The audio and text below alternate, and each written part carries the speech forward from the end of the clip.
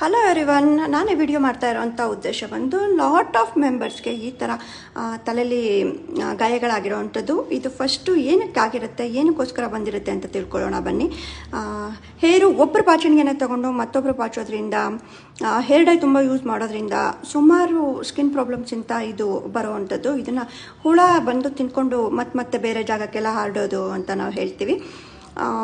ಈ ಹುಳ ಏನು ತಿನ್ಕೊಳ್ತಾ ಇರುತ್ತೆ, ಅದು ಒಂದು ಜಾಗದಲ್ಲಿರಲ್ಲ.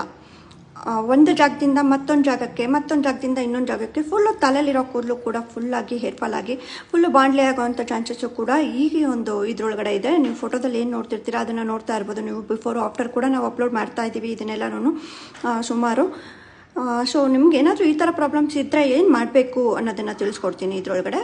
ಫಸ್ಟ್ ಆಫ್ ಆಲ್, ಒಬ್ಬರು ಯೂಸ್ ಮಾಡೋವಂಥ ಬಾಚಣಿಗೆನ ಇನ್ನೊಬ್ಬರು ಯೂಸ್ ಮಾಡಬೇಡಿ.